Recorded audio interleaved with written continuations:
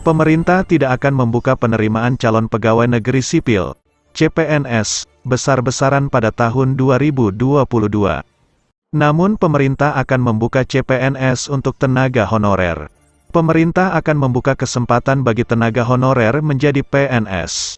Hal ini menyusul kebijakan pemerintah yang menetapkan dua jenis pegawai pemerintah, yakni PNS dan pegawai pemerintah dengan perjanjian kerja, PPPK.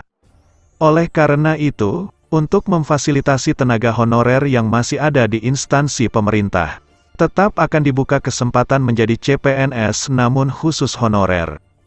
Dilansir dari Kompas.com, PLT Kepala Biro Hukum, Komunikasi, dan Informasi Publik Kemenpan RB Muhammad Aferus mengatakan, tenaga honorer yang saat ini sudah bekerja di instansi pemerintah akan diangkat menjadi CPNS. Tetapi dengan proses seleksi, setelah menjadi CPNS, tenaga honorer bisa diangkat menjadi PNS. Pengangkatan tenaga honorer menjadi PNS diprioritaskan bagi tenaga guru, tenaga kesehatan, tenaga penyuluh pertanian, perikanan, peternakan, dan tenaga teknis yang sangat dibutuhkan pemerintah. Dengan proses seleksi CASN pengangkatannya, ujar Aferus kepada Kompas.com. Aferus menambahkan, mengacu PP 48 tahun 2005 tentang pengangkatan tenaga honorer menjadi calon pegawai negeri sipil. Ada sejumlah hal yang perlu dipahami terkait pengangkatan honorer menjadi CPNS tersebut. Kriteria pengangkatan tenaga honorer menjadi CPNS. Tenaga honorer yang akan diangkat menjadi CPNS adalah mereka yang memenuhi kriteria usia dan masa kerja sebagai berikut. 1. Tenaga honorer yang berusia maksimal 46 tahun dan mempunyai masa kerja 20 tahun atau lebih secara terus-menerus. 2. Tenaga honorer yang berusia maksimal 46 tahun dan mempunyai masa kerja 10-20 secara terus-menerus. 3. Tenaga honorer yang berusia maksimal 40 tahun dan mempunyai masa kerja 5-10 tahun secara terus-menerus. Dan 4. Tenaga honorer yang berusia maksimal 35 tahun dan mempunyai masa kerja 1-5 tahun secara terus-menerus. Namun demikian, pengangkatan CPNS akan diprioritaskan bagi tenaga honorer dengan usia paling tinggi atau masa pengabdian paling lama. Kriteria lama masa pengabdian tidak diberlakukan bagi pegawai honorer tenaga dokter yang telah atau sedang bertugas di unit pelayanan kesehatan milik pemerintah. Selama mereka masih berusia di bawah 46 tahun dan bersedia ditugaskan di tempat terpencil minimal 5 tahun, maka ia akan diangkat menjadi CPNS setelah lulus seleksi. Proses seleksi pengangkatan CPNS tenaga honorer mengacu PP 48/2005. Seleksi itu meliputi seleksi administrasi, disiplin, integritas, kesehatan, dan kompetensi. Seleksi ini akan diberlakukan bagi semua pegawai honorer yang ingin diangkat menjadi CPNS, katanya lagi. Selain itu, mereka juga wajib mengisi atau menjawab daftar pertanyaan mengenai pengetahuan tata pemerintahan, kepemerintahan yang baik, dan pelaksanaannya terpisah dari pelamar umum. Daftar pertanyaan ini akan disusun oleh tim koordinasi tingkat nasional. Selain diangkat CPNS, pegawai honorer juga mungkin diangkat menjadi PPPK, mengacu ketentuan yang ada di PP 49/2018. Sebagaimana diberitakan, Kementerian Pendayagunaan Aparatur Negara dan Reformasi Birokrasi, Menpan RB, Cahyokumolo memberikan waktu kepada instansi pemerintah untuk menyelesaikan perihal tenaga honorer hingga 2023. Dan untuk memenuhi kebutuhan penyelesaian pekerjaan mendasar, seperti tenaga kebersihan, cleaning service, dan tenaga keamanan, security. Disarankan untuk dipenuhi melalui tenaga ahli daya, outsourcing, dengan beban biaya umum, bukan biaya gaji.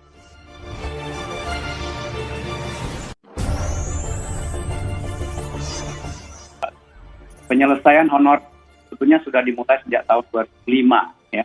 2005 itu ada PP 48, Yogyakarta PP 4 2007.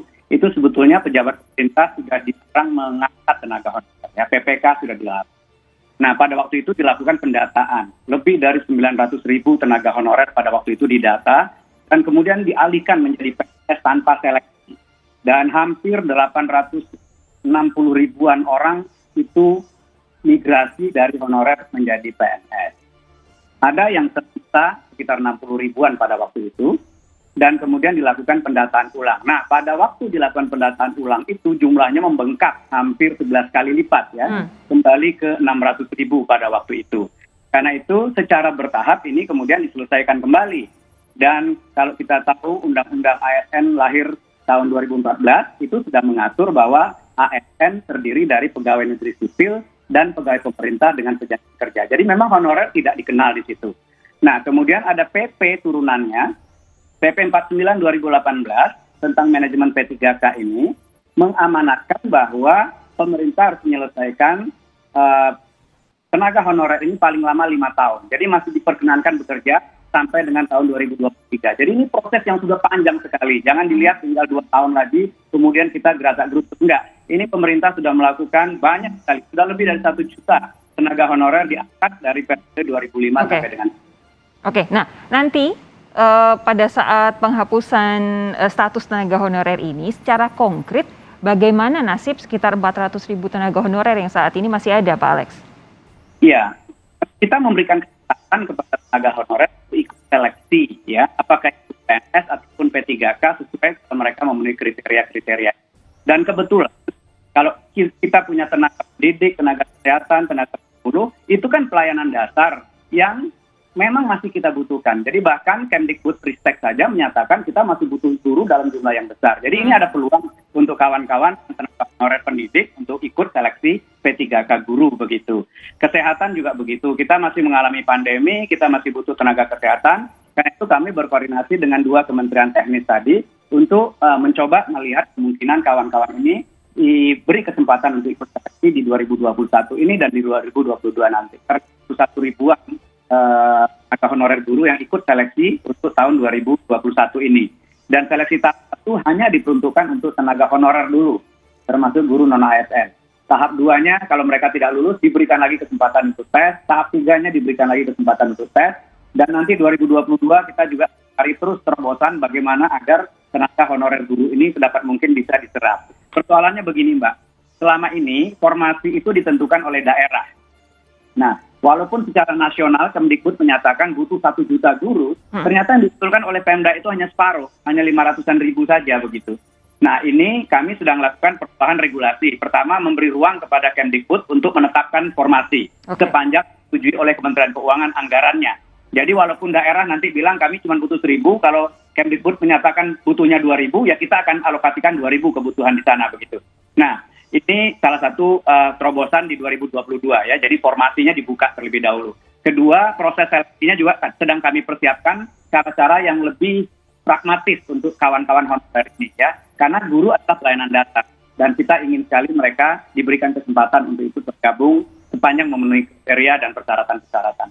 Pertama kan tidak semua pekerjaan harus dilaksanakan aparatur sipil negara kan. Jadi aparatur sipil negara adalah abdi negara yang tugasnya adalah melaksanakan kebijakan publik dan memberikan pelayanan publik. Nah, pekerjaan-pekerjaan yang lain, ya misalnya cleaning service, misalnya security dan lain-lain untuk kepentingan kantor misalnya, itu kan tidak harus aparatur sipil negara. Sebaiknya dikerjakan oleh perusahaan yang memang fokusnya di situ. Jadi kita outsource-kan ke perusahaan. Sehingga kawan-kawan ini bisa diangkat menjadi karyawan di pihak ketiga tadi. Jadi tidak harus menjadi ASN semua orang kok begitu. Kalau ASN dibutuhkan dalam waktu tertentu, sudah ada jalur P3K. Ya? Jadi kalau untuk tetap sudah ada jalurnya PNS. Tetapi kalau pekerjaan-pekerjaannya memang tidak perlu aparatur sipil negara yang mengerjakan, tentu kita akan buat ini di fair itu negara begitu. Jadi sebenarnya semuanya dapat outsourcing-kan, tetapi tingkat mensecure mengamankan pelayanan publik ini harus betul-betul baik. Contohnya, mungkin sekarang sampai 50 tahun lagi, guru dan tenaga kesehatan itu bukan honorer. Tetapi karena apa? Sifatnya mereka itu function ya. Jadi tenaga yang tidak dapat di outsourcing kan saran kami adalah Ini secara keilmuan juga. Satu sifatnya fungsi inti, kedua sifatnya administrasional. Nah, kalau sifatnya supporting system, tadi Pak Alex mengatakan security, kemudian itu boleh. Nah, tapi sekarang ya, tapi kemungkinan juga, mungkin 5 tahun setelah ini, ada pengembangan tertentu di mana guru-guru itu menjadi atau tenaga kesehatan mereka memilih menjadi tenaga yang sifatnya pihak ketiga karena misalnya ada sejumlah NGO gitu ya yang mereka kuat bagian dari CSR, mereka bahkan mau memberikan mereka sumbang pada negara dalam bentuk kegiatan-kegiatan supporting dalam kegiatan fungsional tadi yang mungkin insentif lebih besar. Jadi nanti mungkin juga nanti Pak Alex dengan tim akan memikirkan bagaimana skenario kebijakan 5-10 ke depan.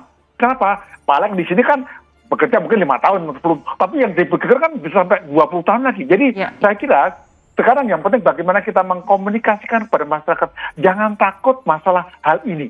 Nah, sehingga yang saran saya jangan menggunakan kata-kata sosialisasi kebijakan, tapi komunikasi kebijakan. Karena kalau sosialisasi disampaikan searah selesai. Ngerti nggak ngerti terserah kamu. Tapi kalau komunikasi itu common, jadi sama-sama mengerti. Itulah sebabnya saya kira teman-teman di Menpan, Pak Alex apalagi memahami ini, sehingga kata kuncinya kita mengajak masyarakat ngerti bagaimana ke depannya. Tapi satu lagi saya boleh sampaikan Pak.